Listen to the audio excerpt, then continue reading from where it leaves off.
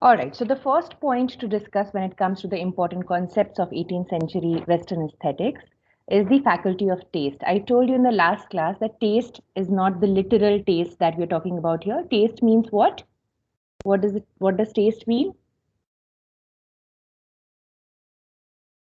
Anybody quickly?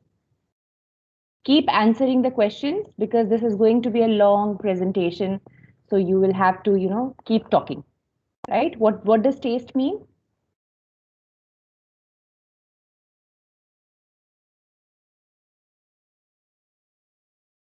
Come on. Angshita, Nupur. Ma'am, I didn't attend the last class. I'm sorry. No, but in like in common sense, what do you think Uh, taste means? A man of taste means what? uh, Ma'am, faculty of taste, as in I guess, ma'am, if you're talking from the literary aspect or like in that aspect, it refers to something related to culture in certain ways, I guess. Okay, you are talking about your concept of taste is very much similar to Voltaire's concept. If you see there, refined manners, culture, right? Yes, ma'am. Yes, Yeah, ma'am. so it's something that is it has been observed differently by different thinkers. So taste is something when we think of taste today, we think of manners and we think of somebody who knows art, somebody who knows about paintings, about music, about good gourmet food, right? So that is what a tasteful person is. Okay, so this is something which is similar. All right, so all these thinkers took this faculty of taste as something very important and they viewed it differently. Okay, so Hudson, in the last class we discussed about Hudson, he saw taste as something which dealt with sense. Okay, our sensory organs, uh, you know uh, our sight and our vision and our listening skills, hearing skills, our taste, okay, touch, all these things have to do with taste. So what you experience on your in your sensory organs has to do with taste. That was his opinion. Okay. David Hume was another important thinker. You must have heard about him before. He brought out this amazing concept known as, uh, taste being emotionally inspired discrimination. Now, what does this mean? Okay. This means it seems very difficult, but it's actually very simple. So, what Hume means is that when we look at something, like for example, um, let's say we look at a painting, okay, a beautiful painting, okay, and we are in a museum or in an exhibition, and we are looking at a painting, and I say that this painting is the most beautiful painting, or this painting is really beautiful. Okay, so what I am doing actually is that I am uh, discriminating this particular painting from other paintings. Okay, so there cannot be any, what Hume said is there cannot be any appreciation of beauty unless you discriminate that painting or that piece of art from other pieces of art. Okay, so there has to be discrimination. When you say that I like this person, that means you unlike other people. Okay, you don't like other people, or you like this person more than other people. That's why you like this people, or like this person, or you find this person more beautiful than the others. Okay, so Hume said this, and this is very important when it comes to critique of judgment in Kant's essay. Okay, so Hume said that taste is an emotionally inspired discrimination. Okay, and Voltaire said that it's nothing to do with all these things. It's just refined manners. So if you have good education, if you have good experience in life, you will have refined manners, and then you will be called a man of taste. Okay, but Voltaire's vision was lacking in the sense that it was again very vague. Okay, what do you say, like, uh, can you say that a person who has grown up on streets and has not had good education does not know what art is? Okay, can you say that for sure? Okay, because we have so many videos on, these days on Instagram and all these places, you see that there are musicians who come up from the streets, sing beautiful songs, and there are painters, or there are artists of all sorts. Okay, and they did not have any formal education in that field, but their sense of understanding art is phenomenal, right? So how can you say that they don't have taste? Okay, so that's why Voltaire's vision was a little people criticized his vision because it was a little bit narrow, okay, and vague. All right. uh, as we have discussed in the last class, Hudson was the first person to do what? Quickly, somebody tell me to do what? What question did he raise?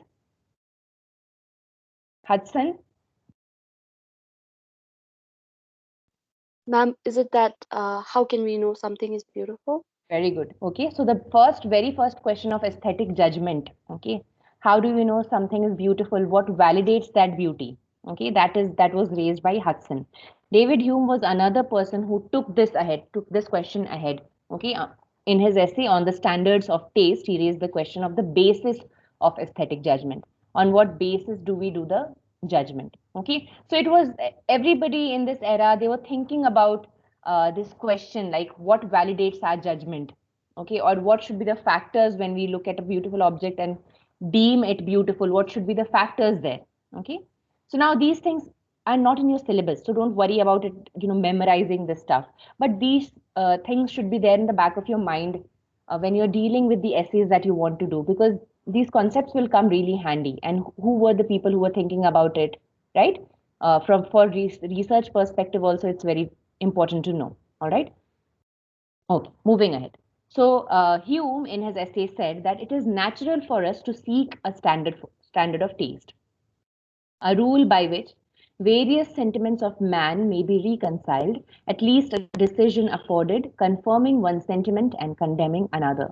Okay, what are the important things in this paragraph is that for us to seek something beautiful is normal for a man, okay, not for animals, because the animals don't have finer faculties of mind. Okay, for them existing is important. Okay, for them eating is important, and then breeding is important, and then they die. Okay, it's simple as that for them. Okay, but for us humans, because we are blessed with finer faculties of mind, for us it's very natural to seek beauty. Okay, to seek beautiful objects. All right, and these when these judgments, like what is beautiful and what is not beautiful, are combined together, we make a decision. Okay, and in this decision we condemn one object that this is not beautiful, and we confirm another object that yes, this is beautiful. So this is an emotionally inspired discrimination, right? Okay, now the question arises, you can ask that where is the standard of taste to be found? Okay, we have discussed what is the standard of taste. Okay, how can we find it? Okay, so Hume answers that as well, and he says that in an ideal man of taste whose discriminations are unclouded by emotional distemper, okay, and informed by a delicacy of imagination, one who is able to carry finer emotions, right? So, who is a man of taste?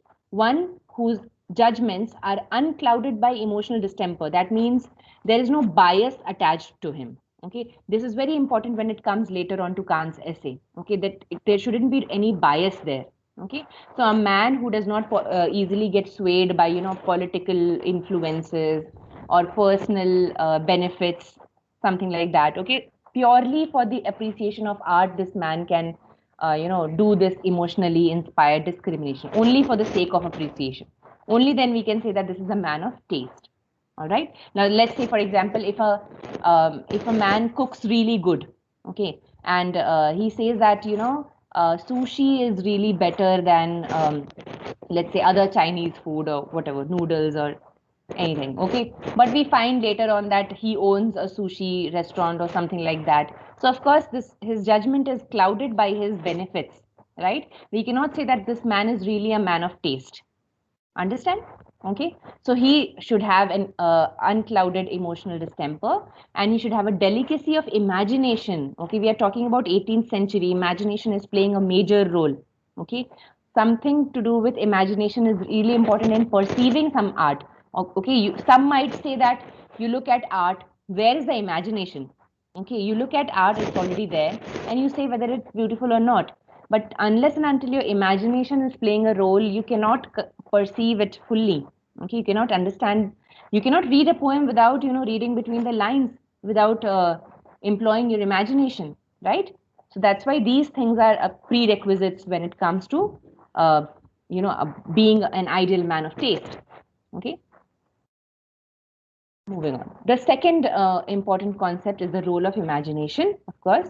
Okay, we talked in the last class about Addison. Remember the chart, the figure that I drew about the associative theory, the association of ideas, John Locke's association of ideas.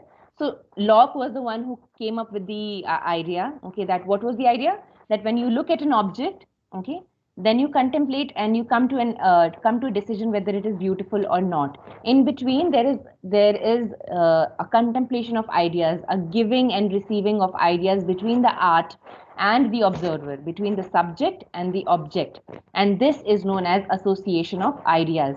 And this is very important when it comes to aesthetics.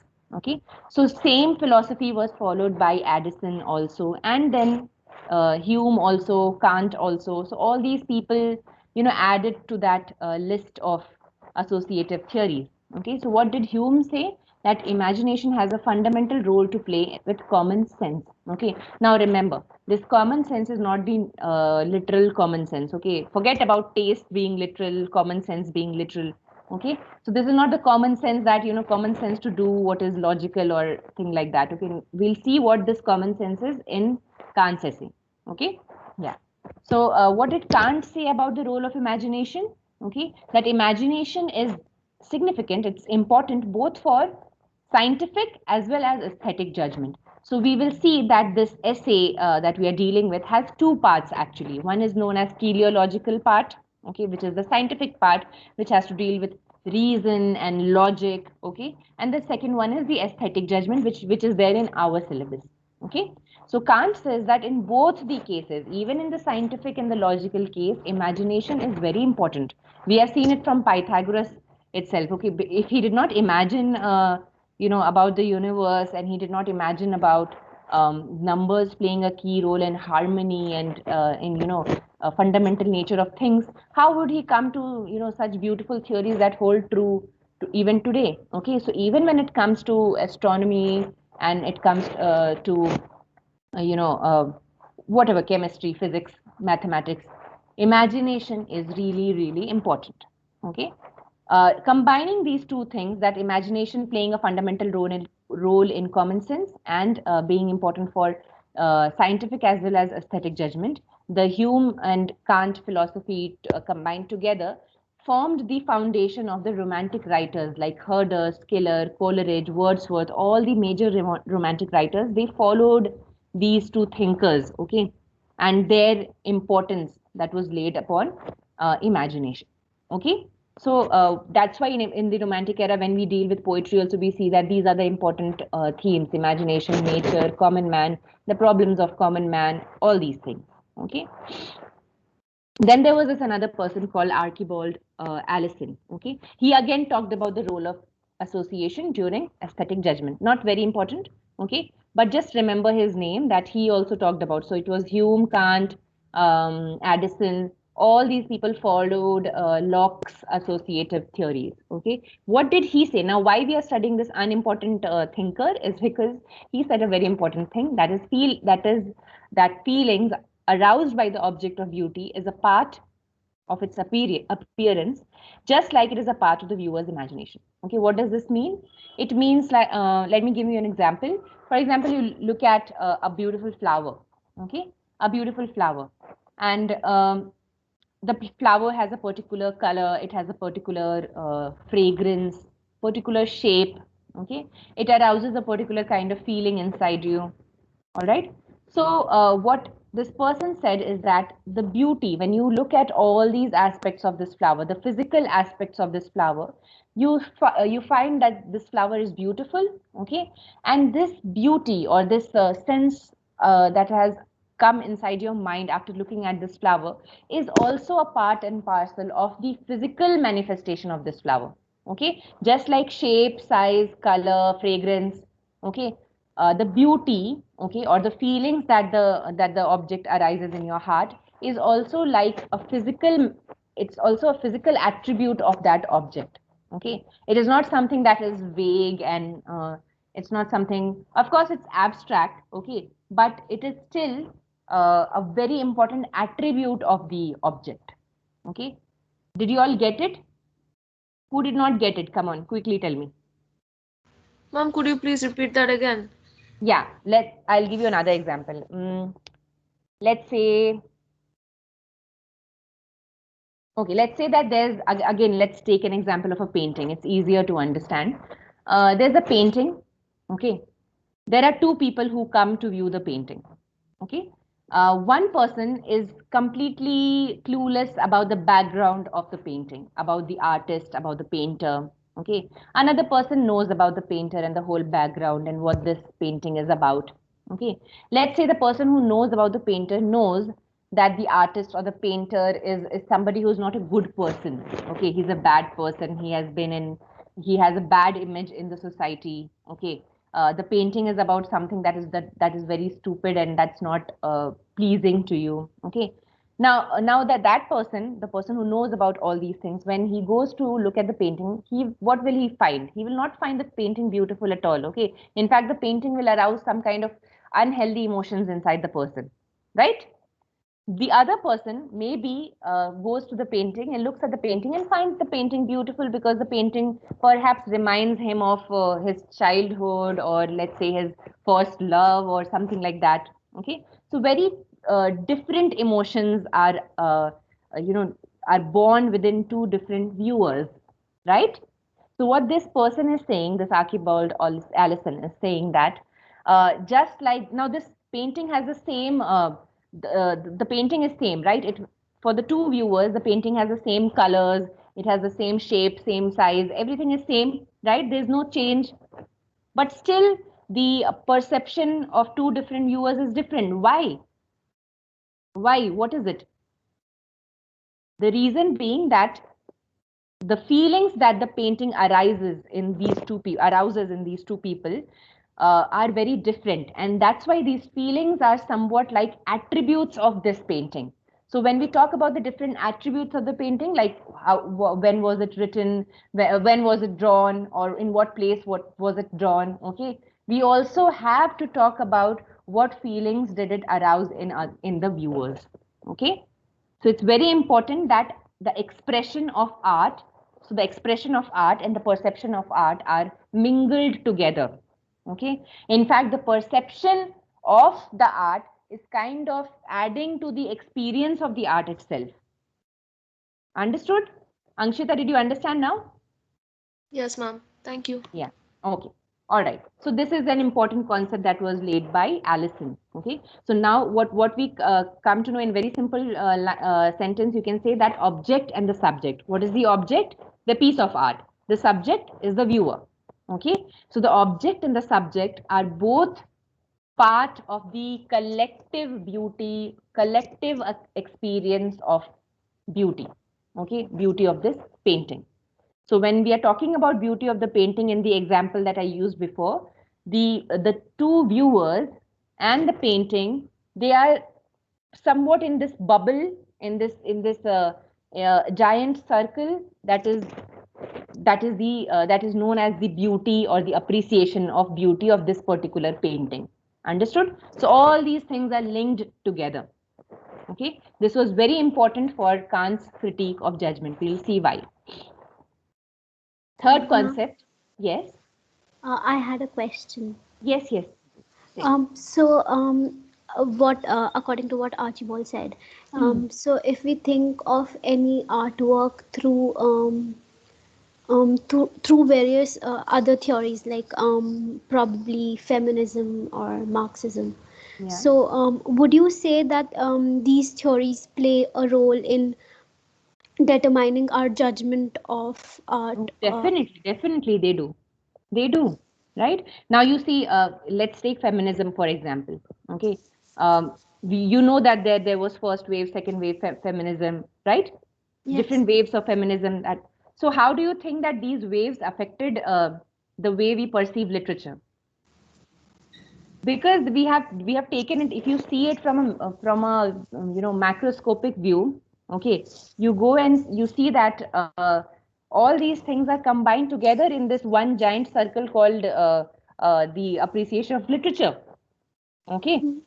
uh, when you are reading about Marxism, like what is Marxism, okay, or what is feminism, you are also training your mind to look at literature from that lens. right? You're not just reading about it. You're not just reading it for understanding what is feminism. You will automatically decide to, look at a piece of literature from that lens. Okay, unconsciously or consciously, you're going to do that. Okay, so that is why you also, because you will be viewing literature for further after this from that lens, you will be writing literature from that perspective. So you are the subject also, you are the object also. The piece of literature that you read and your perception will be together you will form this perception of feminism. Okay, there is no feminism without feminist readers. Okay, there's no feminism without people who want to look at a literature from feminist perspective. If people did not want it, how will it become a trend? How will it become a wave? Understood? So it's something which is very abstract, but do you understand like how object and subject are together? Yes, Have you ma'am. read about the reader response theory? Yes, ma'am. So what is that? Reader response is really important in the appreciation of literature, right? Without Yes. the reader, the writer is nothing, right? He Yeah. might write a piece of wonderful literature, but if nobody is, engaging in that literature and no feelings are aroused in the process, what is the use of it, right? Okay. Now, moving I on. had another question, ma'am. Yes, yes. This might not be completely related to the topic, Yeah, yeah. but would you say that like it's a very contemporary argument that Mhm. can we talk of the art without speaking of the artist? Um, Yeah, yeah. Why not? There are theories that are related to this. So there are many theories like opposite to reader response theory and new critics and all. They all say that once you read about the writer, your judgment is biased automatically. So there are theories that say that you shouldn't read about the artist and the biography and the background at all. Okay, your experience should be free of. We'll see that in Kant as well. Okay, he talks about disinterested beauty. Okay, disinterested. The beauty or the appreciation of beauty should always be disinterested. That means you should not be interested in the purpose of the art or who has made it, what is his background or whatever. Okay, it should just be the beauty, the art and you. Okay, art for art's sake. That's it. Okay, yes, ma'am. understood, Nupur? But yeah, Yeah. ma'am. But the contemporary argument says that you should not you know, disconnect the two of because of how the artist's mind goes into the work, and Right. Mhm. because of the placement of the artist, because Of for course. example, See, if you see if we contemporary this thing, you again you're like because you have read about all these things, you're using these lenses to understand this concept. Okay, so what you're thinking is that and which is very right. I agree with you completely that you should consider the artist also when you're considering the art, because many a times in today's times it comes as a shock to us that the piece of literature that we liked so much has such weird connotations that we did not know about, or the writer was involved in such and such things, like J.K. Rowling, for example. We love Harry Potter so much, but yeah, sometimes the things that she says on Twitter is you feel like, oh my god, this is what she thinks. Okay, so yeah, so it's very difficult for us in contemporary times to disassociate the two things, the art and the artist. Okay, and perhaps that is how it should be, because you should understand that what you're appreciating. Okay, but then again there are different schools of thoughts that people say that art should be unclouded, and it should not it should be completely separated from politics and political influences and all these things. Okay, so it's arguable. Okay, you can say the either and back it up with your evidences, right? yeah. Thank you, ma'am. Okay, we'll talk about this later on when we have more time. Okay, yeah. Okay, ma'am. Okay, now moving on, the concept of imitation. We have already discussed this from Plato to Aristotle. Plato said that art is twice removed, poetry is twice removed from reality. Aristotle said that it is good that it is removed from reality, that it gives us some time or some space for purgation of our emotions, right? Now immediately we'll jump onto the 18th century philosophy of art. Okay, two important things were discussed in this century. One was representation and the second was expression. Okay, seems like both are the same thing, but they are not. Okay, just like Nupur said right now, representation is something that is important today, right? More emphasis is laid on representation in the 21st century than expression, I feel. Okay, so because in what light do you see something? Okay, expression is still easy. Okay, but have you expressed in the right light? What section of the society do you represent? Okay, all these things are important questions today. But in 18th century, both the things were important: representation and expression. Representation of common man and his problems, representation of country people, okay, and expression of art. This was the time when the concept of art for art's sake was in vogue, right? In the romantic era, people were all in for art. Okay, they said that art shouldn't be like Nupur, like we were discussing right now. So it was this century when people said that art is separate, art is independent. Okay, art for art's sake came from French Revolution. Okay, but became a important slogan here in England as well. Okay. Okay, what else? James Harris in three treatises he talked about imitation is the common and distinguishing feature of arts. Now you notice a lot of these people, these thinkers, talk in abstract, oxymoron kind of sentences. Okay, clear and clear and what was that? Unclear. Yeah, in Hudson. Okay, here we are talking about common and distinguishing. Okay, how can something be common and distinguishing at the same time? Okay, so it's something that you have to understand and experience for yourself. How can imitation be common and also distinguishing? Can anybody give me an example? How can imitation of something be common and distinguishing also together? Anybody, quickly? We are talking about imitation of nature in form of art.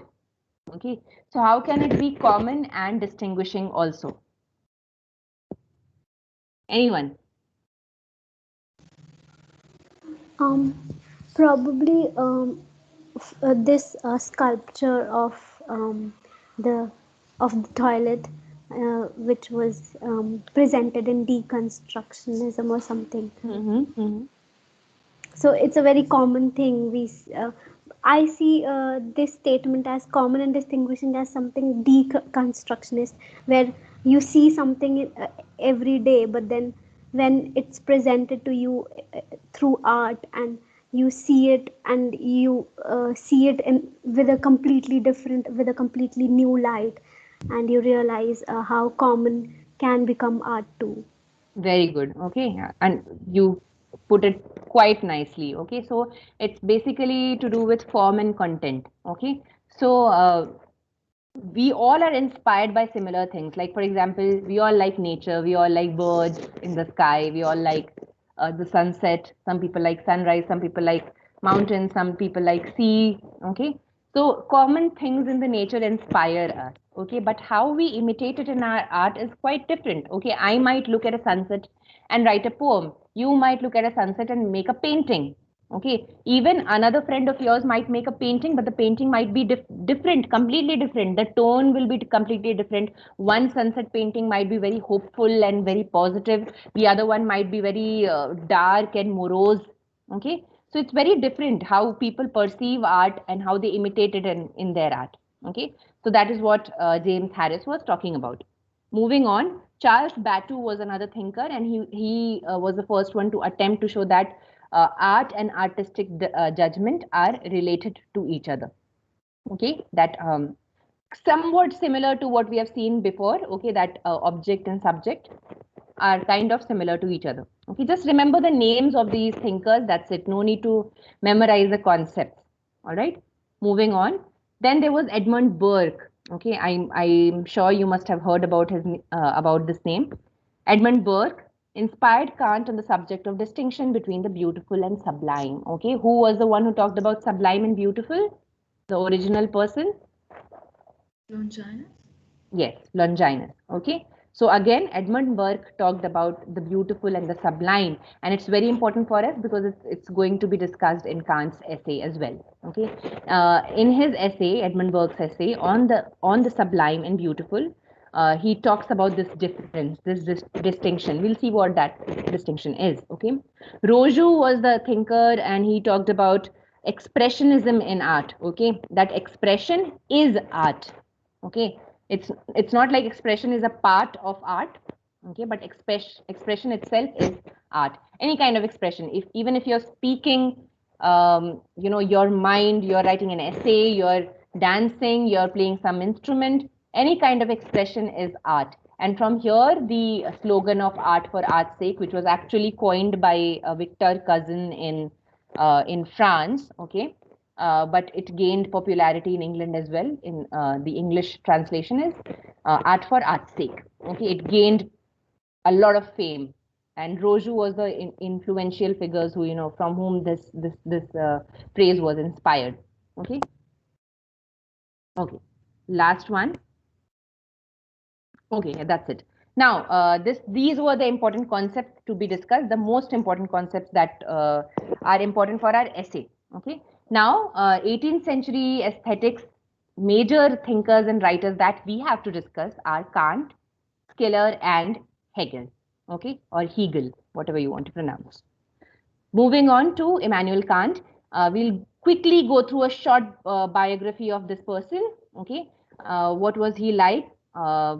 Some of you might say that this shouldn't be done and directly go on to the essay, but it's my personal belief that a little bit idea about his time and his age and what situation he was in. When you know about it, you can understand, as literature students, you can understand things better this way. Okay, so quickly we'll go through this. So he was a German philosopher. Okay, the basic things that he talked about in his essays are epistemology, ethics, and aesthetics. What is epistemology? Anybody? Quickly. Epistemology, what is the meaning of that? Theory of what? Theory of knowledge. Okay, it is a theory of knowledge. So he studied the theory of knowledge, the sources of knowledge, okay, factors affecting knowledge, stuff like that. Ethics, of course, deals with morals and logic and morals together, combined together. Aesthetics, appreciation of beauty. So these are the three schools of thoughts that were influenced by Immanuel Kant. Okay, his philosophies turned into different schools called Kantianism and idealism. Okay, idealism is a common school of thought for various thinkers. We'll see that. We have already talked about absolute idealism. Remember when we talked about Plato and how he was the original idealist, right? Immanuel Kant is also an idealist. What is the meaning of idealist? What is the difference between realist and idealist, realism and idealism? Anybody, quickly? Realism and idealism, what is the difference?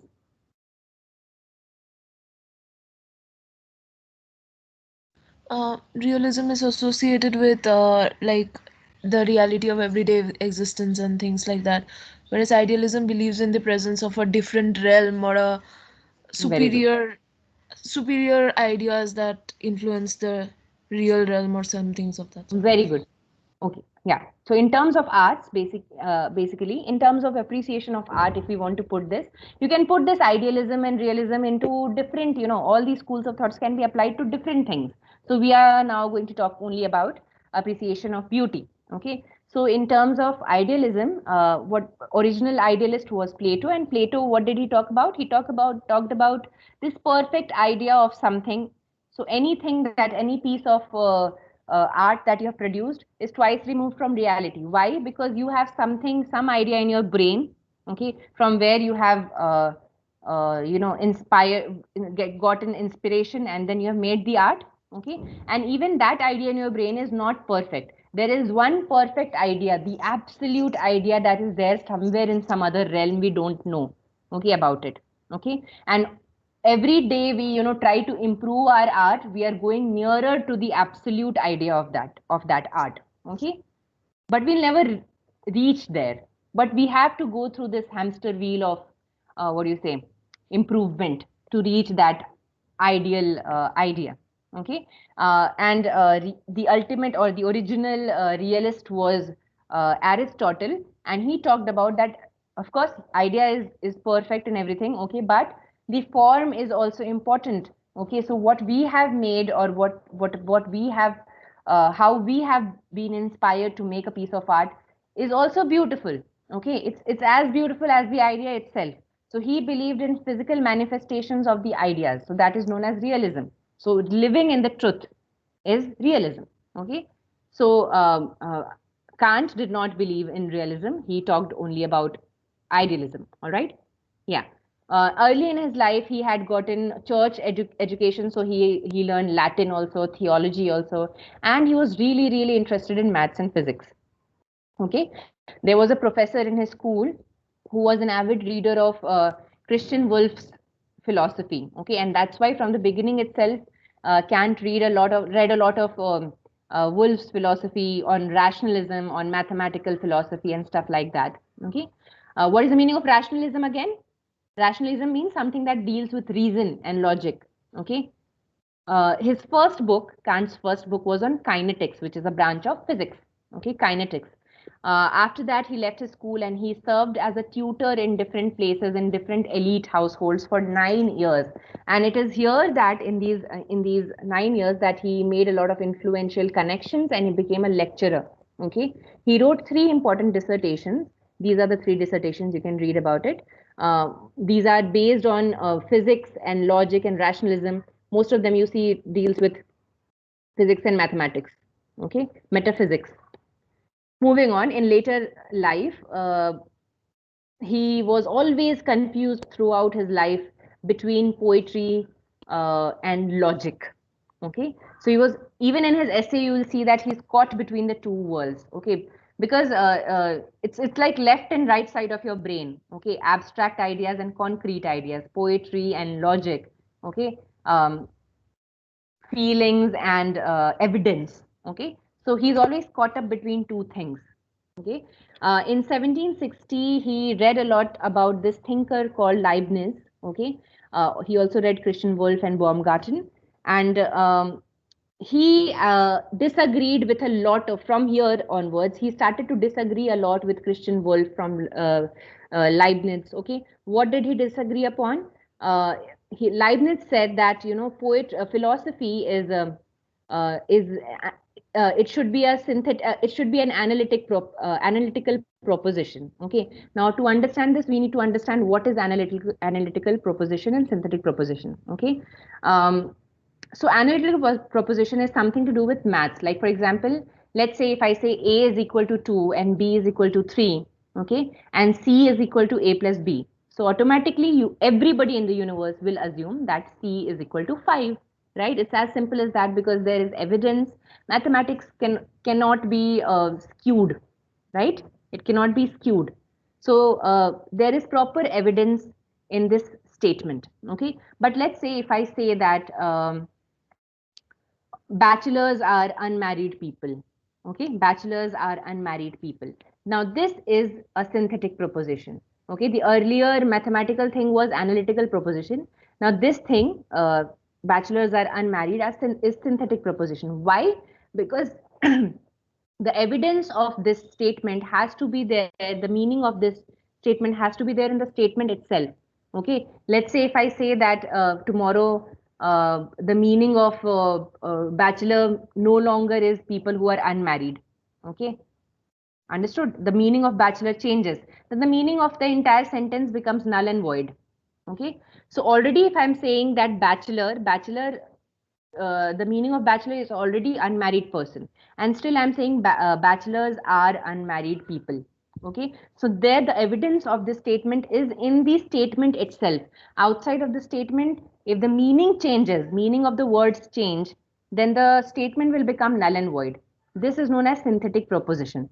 Okay, so any kind of abstract idea, be it poetry or whatever, are synthetic propositions. Okay, they cannot be analytical, they cannot be proven with evidence. Okay, evidence cannot be found outside. Okay, so this is what you can go for homework today, you can read a lot more about synthetic proposition and analytical proposition. You can also read about uh, a priori knowledge and a posteriori knowledge. What is the meaning of it? Note it down somewhere. A priori knowledge and a posteriori knowledge. Okay, because this is important for Kant's essay. We'll do it in the next class. Okay, so yeah. Now, he also disagreed with these people. So Kant said that these people are saying analytical proposition philosophy should be analytical. Philosophy cannot be analytical. It has to be synthetic. Okay, it is abstract. Okay. He also disagreed with them upon the question of existence of God. Okay. They all justified the existence of God like it's something that which is a physical manifestation. Okay, and like God actually resides in some kind of heaven which is there, which is not proven. Okay, so this person Kant studied, he studied what do you say, logic and rationalism. So of course he couldn't believe in all these things, but he also had a church education. So he was caught in between those two worlds, and he said that there cannot be any proven existence of God, but there is proven existence of God within us in the form of free will. Okay, in the form of free will. Okay, and it's somewhat similar to the concept of karma in Indian mythology. Okay, so what he says that if we do good, somehow logically, okay, by a series of cause and effect, that good will come back to us. Okay, and if we do something bad, that will catch up to us as well. Okay, so he's talking basically about karma. Okay, and he says this is what proves the existence of God. If he is there somewhere, it's like it's in this form. Okay, it's in the form of free will. It's not like he's physically sitting somewhere in some heaven on a grand chair or something like that. Okay, so all these things he started talking about. Now we'll quickly go on to the essay itself. Okay, so Kant wrote 3 critiques. What is the meaning of critiques? Critiques means what? Critiques means what is the meaning of critique? A critical writing about something, a particular Right. idea. Okay, yeah, so don't be confused about confused between critic and critique. Okay, critique is a piece of literature. Okay, it's a critical writing about some other object or some other philosophy, right? So he wrote 3 critiques. The first one is the critique of pure reason, second one critique of practical reason, and the third one, which we have in our syllabus, is the critique of judgment. Out of the 3, the third one is also the most important and the most famous critique. Okay, quickly we'll see what the other 2 critiques are about, because these are in succession. Okay, the critique of pure reason is it was heavily criticized by the critics in that era. Why was it criticized? Because first of all, it's very rigid. Okay, very dogmatic. That means um, Kant has not given space for any kind of thinking. He has kind of announced that these are the things and this is the reality. That's it. Okay, so there is no, it's inflexible. Okay, it's very artificial. It has imitated, like he has read a lot of stuff from Baumgarten. He has taught Wolff and Baumgarten. He has read Leibniz. So although he disagreed with them on certain levels, but it can be seen that he imitates their style and their writing and their thinking. Okay, that's why this is the, out of the 3 critics, this is the most uh, lengthy also, and also more artificial. Okay, so here is a statement that you need to note down. A priori knowledge must be sought, or a posteriori knowledge. Okay, it should be for a priori knowledge must be sought for a posteriori knowledge. Okay, so you have to find the meaning of this statement. That is your homework. I'll ask you in the next class. All right. Next one is a critique of practical reason. This is smaller than the first critique. It's more compact. It's less complex. Okay. Inclination versus practical reason is discussed. Okay, like what we want to believe and what is actually true. Okay. The discussion between the two things, how to fight inclination, all those things. Okay, so these are more like what do you say, spiritual in nature. Okay, so he discusses the problem of holy will. Okay, God's will and free will and all those things. Moral duty is not the voice of God, it is the voice of reason. As I told you, moral duty to do good is a rational thing to do, because if you do good, you will receive good, as not like, not in a spiritual sense, but in a logical sense. Okay, if you do bad, you will receive bad. Now coming to our essay, The Critique of Judgment, which was written in 1790. This is his most original and instructive work. Okay, there is an appendix to other works here.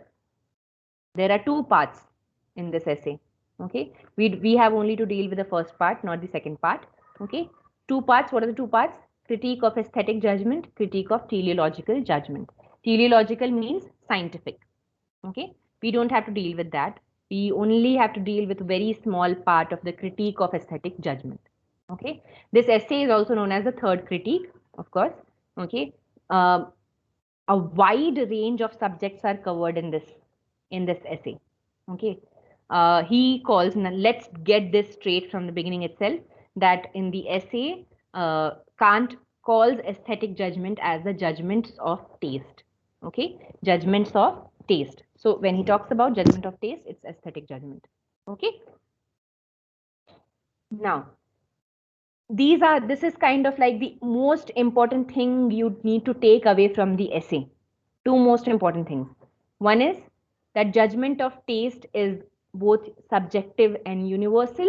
Okay, we will see in the essay why this is, but keep in your mind this important thing, that judgment of taste is both subjective and universal. What is the meaning of subjective? Objective versus subjective. So objective means what? The objective truth will be same for everybody. Okay, like it's like analytical proposition. It will be same for everybody, objective truth. Okay, when we say that you need to be objective about it, that means you need to follow reason, you need to follow logic, be act in a logical manner. Okay, objective answer type means what? There are options, only one is right.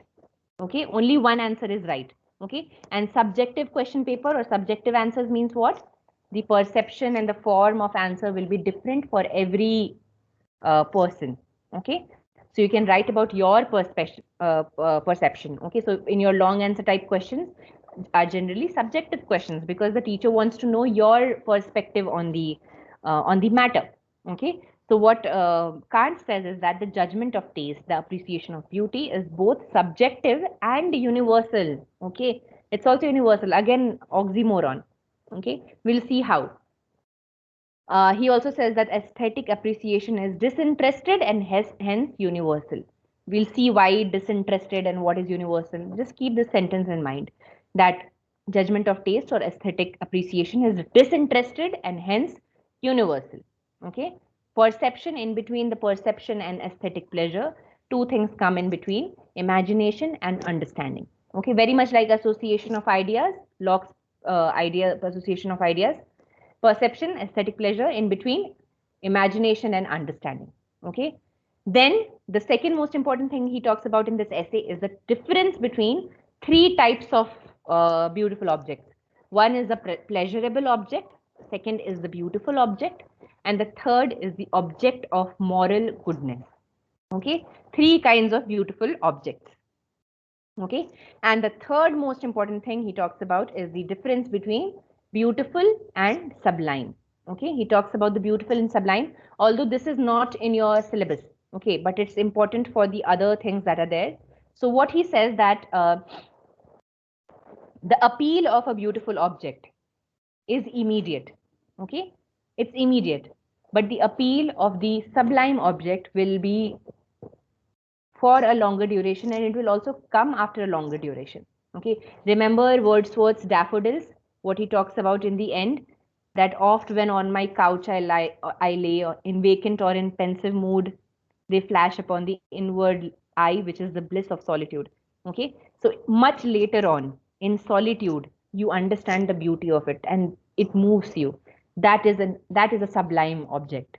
Okay, you can look at a mountain and you can say, you can go to let's say this Siegad or somewhere, some fort here, and you can say such a beautiful fort, such a beautiful mountain, but can it ever match the beauty or the sublime beauty of the Himalayas?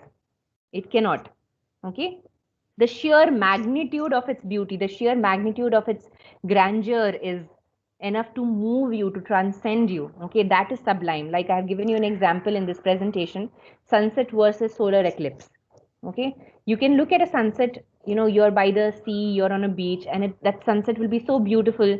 You like that, that beauty. You will, take it in, and you will feel like this certain calm within you, and it's beautiful. Okay, but when you look at a solar eclipse, okay, it's not just beautiful. Okay, it's majestic. Okay, it's mysterious. You cannot wrap your heads around the beauty of it, or the sheer um, rarity in which this beauty shows itself. Okay, so that is sublime. Did you all understand what is the difference between beautiful and sublime? Ma'am, I had a question. Yes, yes. So what if like we had solar eclipses on a daily basis and we didn't have sunset? And Yeah. like so if we see a sunset like once in a blue moon, would that be the sublime? Can it change places, or is that not possible? Yes, it can. That is what Kant is actually saying, that there are various factors that make something uh, beautiful and sublime. There are various factors. One of those factors is the proportion for which they are visible to us. Okay, one of those very important factor is the proportion for which that beauty is subjected to us. Okay, even if even if, let's say, you are uh, let's say you have a boyfriend, okay, who is the most handsome person in the whole entire universe, in the whole entire, in the whole world. Okay, but you are with that person all the time, and at certain point that beauty will fade away. Okay, that's why we say that beautiful, don't go after beautiful people, just after beautiful people, because you should look at inner beauty, because at some point that beauty will fade away, right? So like you said, if eclipses were to happen on a daily basis, it will become so common that the beauty will fade away. It will no more be grand and mysterious for us. That word mysterious is important. Okay, it is only mysterious because it happens so rarely, and we don't know what, you know we don't know it's followed by so much of superstitions and like years of contemplation and thinking, and we still can't understand, what effects does it have, scientific effects or psychological effects. So it's mysterious for us, and that's why it's beautiful. Okay, if it was as common as sunsets, okay, it wouldn't be you know sublime, right? Now again, when we are talking about sublime, I've given you an example. It does not mean that for everybody a sunset would be just beautiful and an eclipse would be sublime. It's not like that. Again, remember that, judgment of taste is universal and subjective.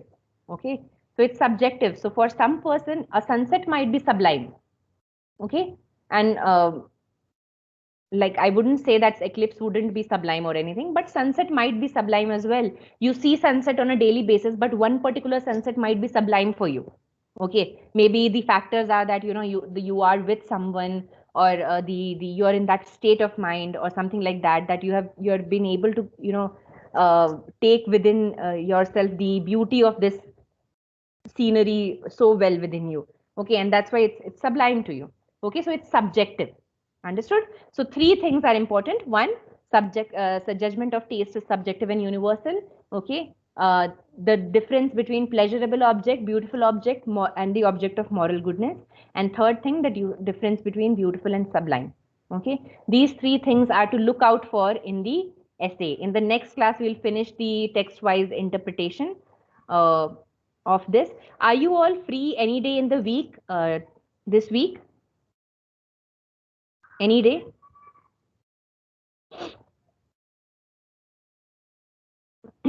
Are you free on any day in between?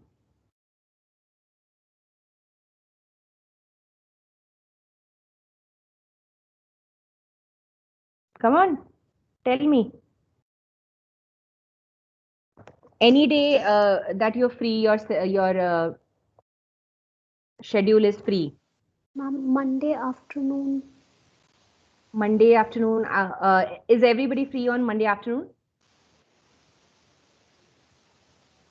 Yes, ma'am. Anybody who's not